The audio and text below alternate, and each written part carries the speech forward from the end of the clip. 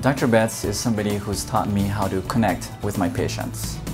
The art of communicating. One of the things that I will never forget is when he said that to connect with their hearts, use your ears. We used to have marathon conferences. We would set aside a half a day a week and we would discuss every single patient. He always took into account not only, what their disability was, but what their strengths were. What can we do to improve always their quality of life? A few years ago, I had a life-threatening condition. Henry was so amazing. He would call me every few days to ask how I was. It brought home to me how important that aspect of Henry is and how good he is at being a doctor. That everyone has a role in rehabilitation, from doctor to nurse to support staff. Everybody makes a difference, and that really came from Dr. Betts. Dr. Betts has inspired me really through his phrase in saying that nursing is the keystone in the arch of rehabilitation. Without that keystone, the rest of rehabilitation really can't happen. And without that inspirational, motivational goal, I don't know if we would have done what we've done thus far in nursing. Dr. Betts, I'm wearing this nursing cap for you today. It represents professionalism, it represents pride in my role as a nurse, and mostly because Dr. Betts, you said that the nursing cap looks cute.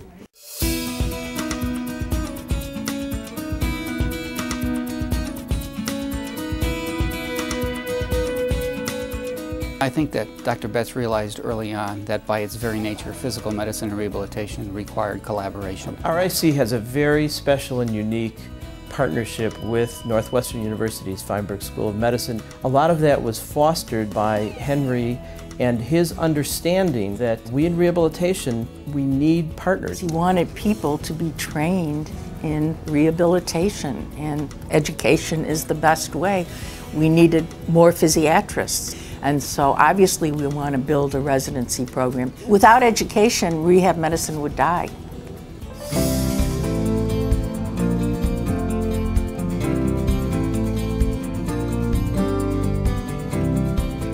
Henry understood ahead of his time that people with disabilities needed voice, and he lifted us up, opening doors for us so that our voice could be heard. He would frequently be in Washington testifying, or downstate testifying. He would testify for the seatbelt laws. You were very aware of Henry being on the broader stage, advocating for issues related to disability and prevention of disability. Dr. Betts has been the forefront of the effort of equalizing the playing field for people with disabilities. Before anybody knew about curb cuts, Henry came in to see my father, and all of a sudden they started cutting out all the curb cuts in the city for the sidewalk. One of the questions he asked was, how come so many young disabled people are getting discharged into nursing homes? So in response to his question, the staff put together an independent living committee that ultimately became what is now Access Living. He's been a mentor, he's been my friend, and as I've watched him in these later years, he's even more clear on those things.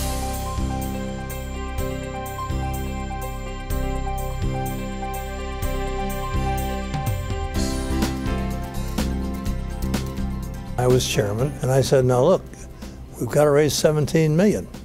If it hadn't been for Henry, I don't think it would have happened. I think there was no question but what he had a vision of what it could be, and all of the employees bought into that. When we moved here, there were inpatients there, so we had to move the patients. You know what it's like to move a house, so you can imagine what it is to move a rehab hospital. But it was very exciting. Henry is a natural communicator, and the RIC and the plight of the disabled has always been his #1 reform topic. So whomever meets Henry hears about the RIC, I'd say within the first 2 minutes, because of his charisma. You listen and you get on board. Henry's whole life has really been combining his work with his social life, and one never knew where his social life stopped and his work life began, or the other way around. He was able to rally people around moving towards that better future and creating, really creating, in many ways, a better world.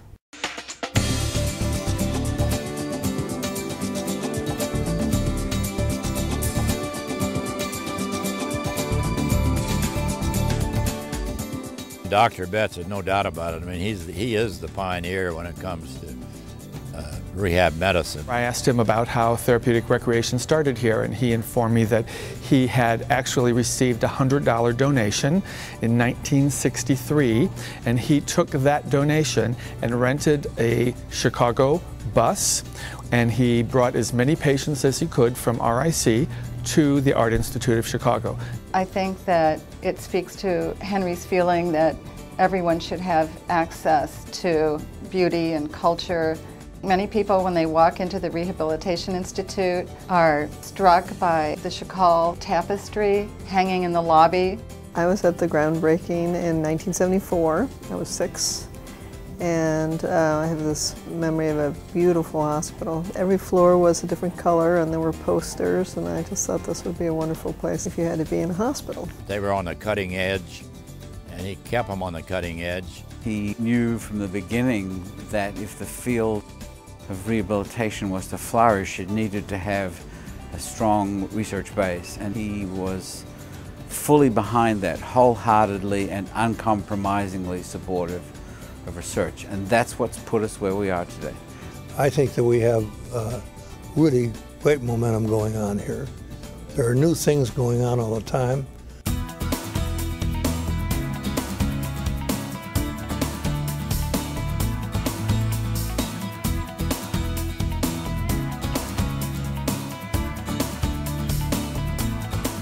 Well, I was completely enchanted and completely struck by his demeanor toward patients, toward trainees, toward fellow staff members.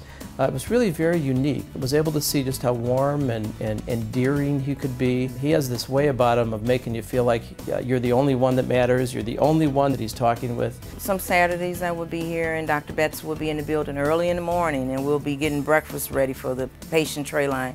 And he would come in the kitchen and he'd say, "Maryann, is the bacon crisp?" You know, and he'd taste it, you know, we'd getting it out of the oven. He'd say, "Let me taste," you know, and he'd get him a couple of pieces and he'd just hold a regular conversation like you're in your kitchen at home. I think the patient loved him just as much as his employees did. The one thing that he always strove for was what was best for the Institute. And in my mind, that's what truly makes him a great man. He's taught us many things, me personally as well as I think the organization, one of which is that as a leader you must engage with the organization. You've got to live with the organization. It's a living organism, and you've got to be a part of that organism. And what he's accomplished, it's globally recognized, and I meet people from all over the world that has a family member going to the Rehab Institute, and they just come away with just a lot of thank yous. So Henry, from all those that didn't say it, from those of us who didn't say it enough, thank you. Happy birthday. Hey Henry, happy 80th birthday. Happy birthday, Henry. Happy birthday, Henry. You're the greatest. Happy birthday, Dr. Betts. A very happy birthday. Hey, Dr. Betts, happy birthday. Happy 80th birthday, Dr. Betts. Happy birthday, Henry, and many more to come. Dr. Betts, I want you to know just how important you have been to this organization and how important you are to the future of this organization. I want to thank you for everything.